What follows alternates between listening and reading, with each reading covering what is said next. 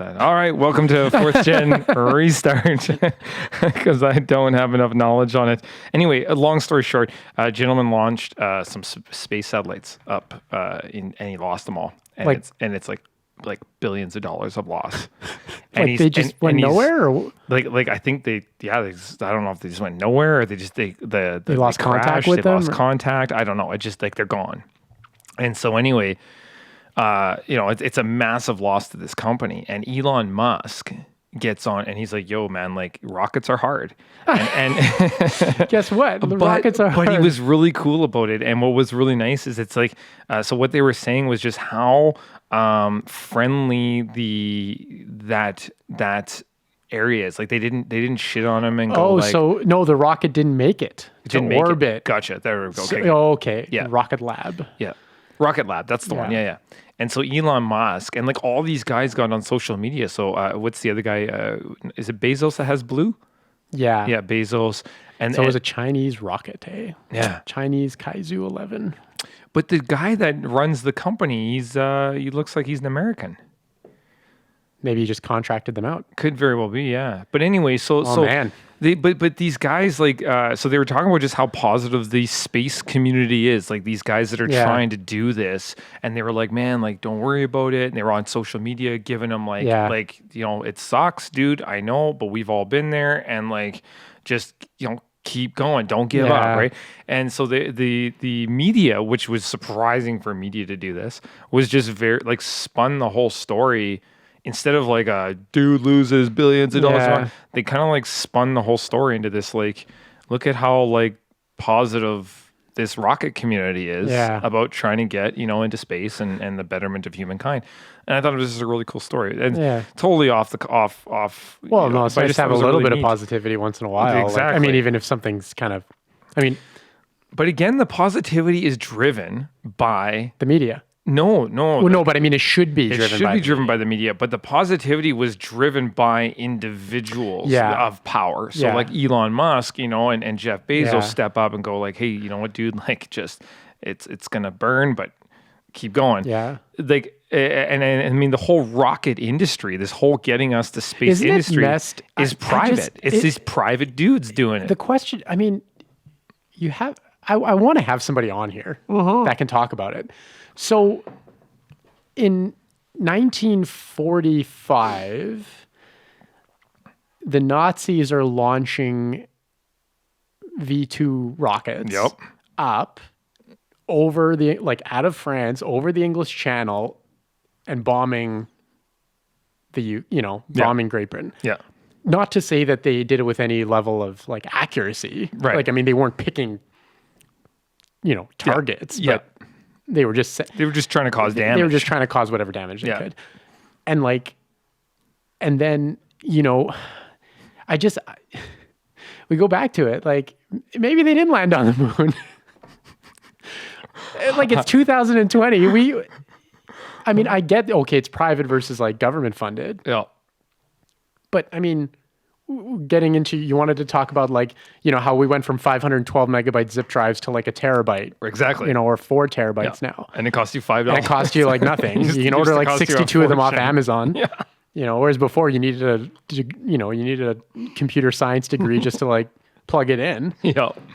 So what something there's a disconnect in the timeline doesn't make sense. Yeah, we're going down a dark hole here. It's a dark hole already, but I you got to wonder. Dude, I ask that question all the time. You got to say so we can't even get a rocket Elon Musk, who we're having a bitch of a time getting into the atmosphere. That's what I mean. So Elon, let alone to the moon. His rockets, the first 5 of them were just yeah, or they would go up and then just spin around and you're blow up. You're wait a minute, back in 19, didn't we do this already? Yeah. Why is this so hard? Look at the evolution of a cell phone.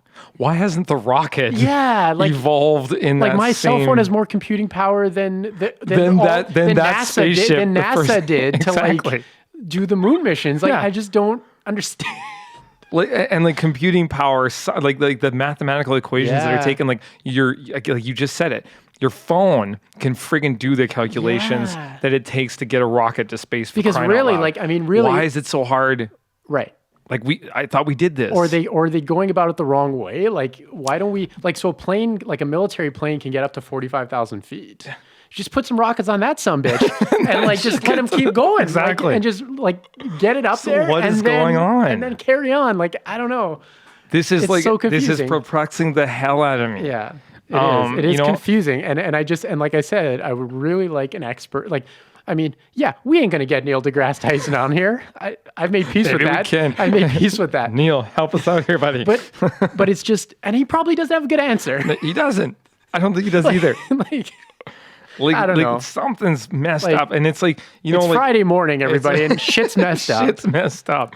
And it's like, I go back to like the TikTok spaceship and stuff. And I'm like, was it like, maybe it wasn't like, I think of like the multi-universes, and I'm like, maybe it wasn't our multi-universe that actually went to space, but we heard about it from another multi-universe. I don't know. And those guys have those like gravity propulsion jets, and they're just popping into our universe every now and then. I don't know. My brain goes crazy when it gets into like what it could be.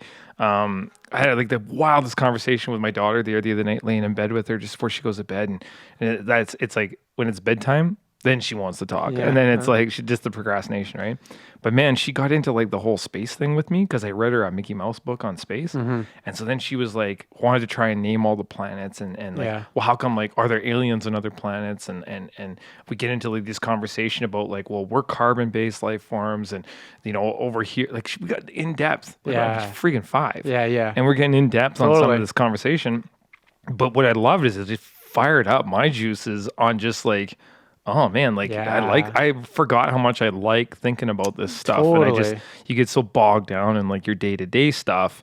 It's fun to think of what could be and and think about what you don't know and hypothesize about it. Yeah. So like I love, like, you mentioned Neil deGrasse Tyson. He talks about our brains only process the existence of carbon-based life form.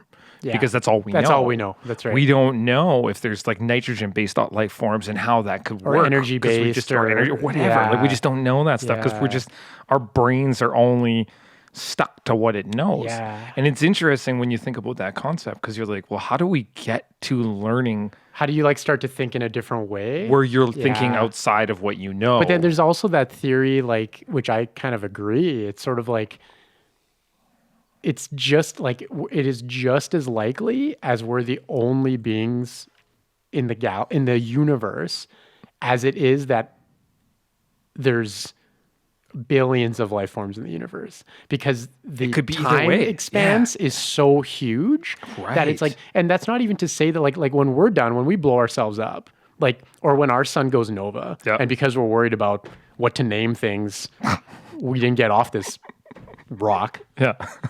We're more worried about what Lady Antebellum's calling themselves than, leaving. So when our sun goes nova, it's like, 2.5 billion years from now, and it could very well wipe out. Maybe we get nowhere and we wipe our civilization. It's like we never existed. But that's such like a sliver of time.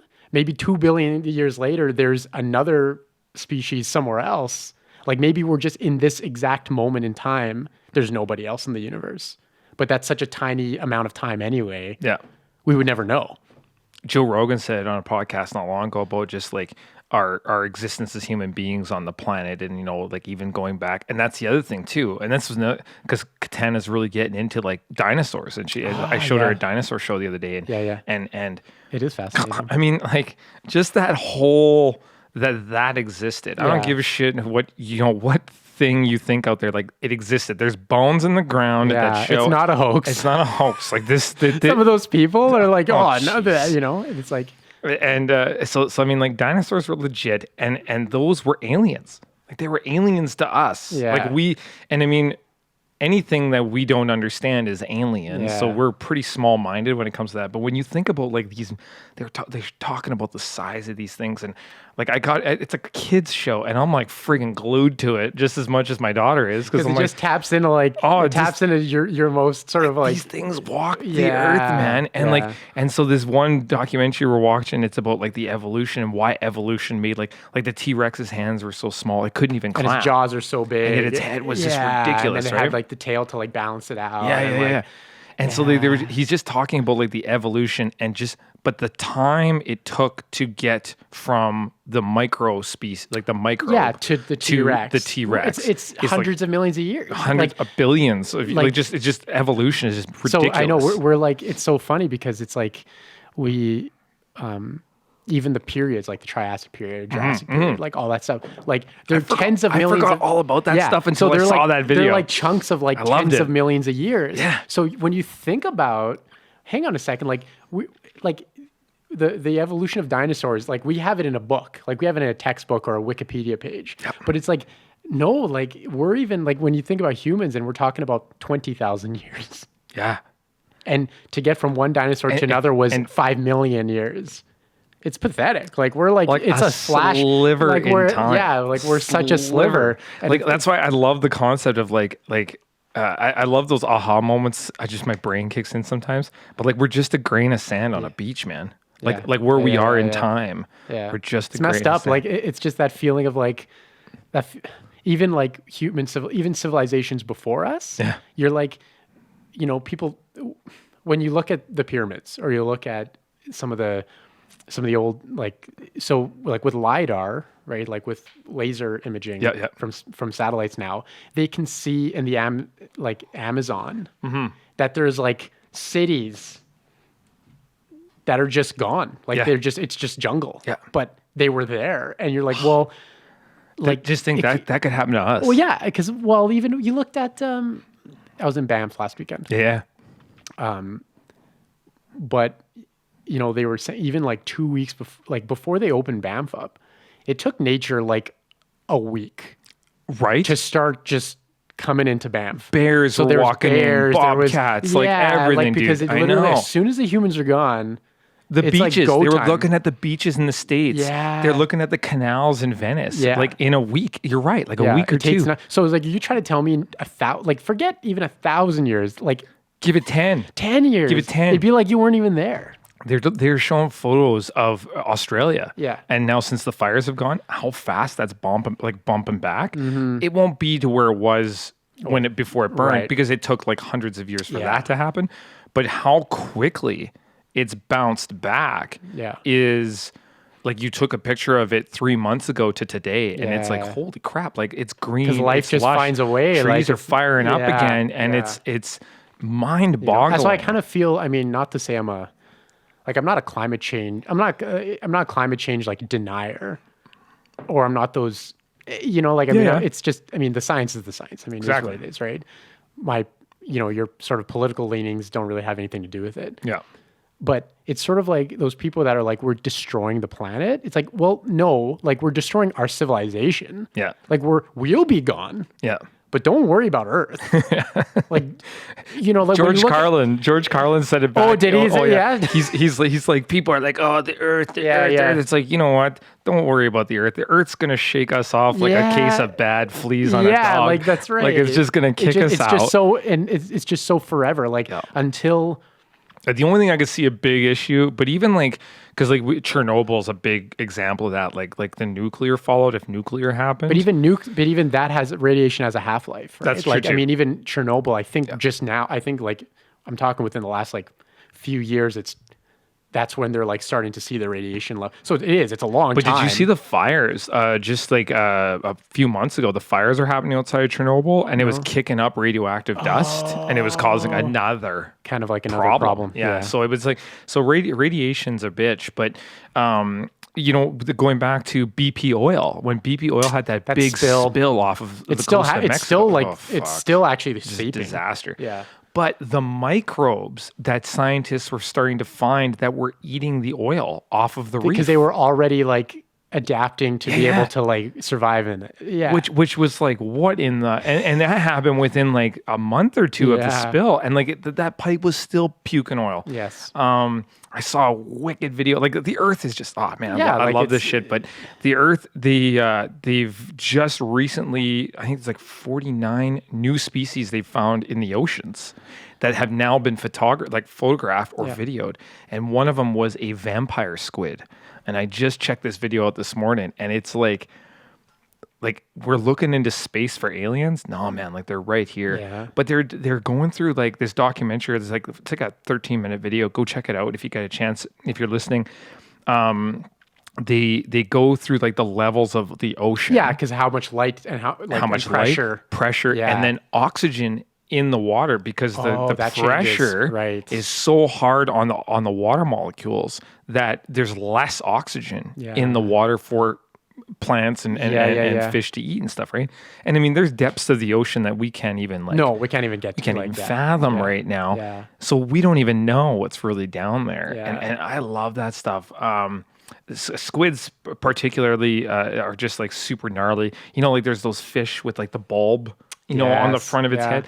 And then I started thinking this morning as I'm watching that video, like how much pressure is there? Yeah. And yet these creatures can like flip through it. Like they can move the water, even though that it's like you're just swimming through concrete, right? Yeah. But these things can still move. Like their bodies are just like liquid themselves. Well, there's that theory that squids and octopuses, like they think like maybe they're not even from here. That's messed up.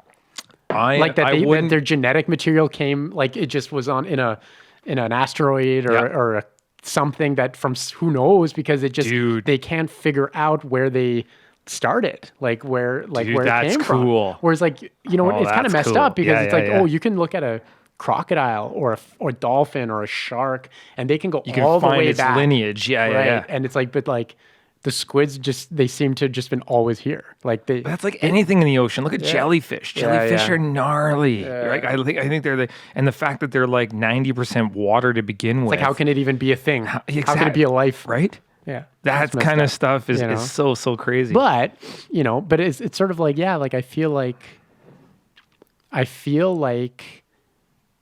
we're getting like philosophical, but it's like you would almost think, and it's sort of where Star Trek kind of goes in that sense that like the curiosity to like learn more and figure shit out should eventually like override all of our other senseless bull crap that humans deal, that we kind of like make up in our own heads, right? It's like that sort of like discovery for discovery's sake would be, but we're not, we're so far away from that. But it's the right people are in the wrong places. Like the right people are in the right places for where they need to be, but they're in the wrong places for where society needs to be. It's kind of funny, like even when like there'd be a Star Trek episode and they'd go to a planet that's like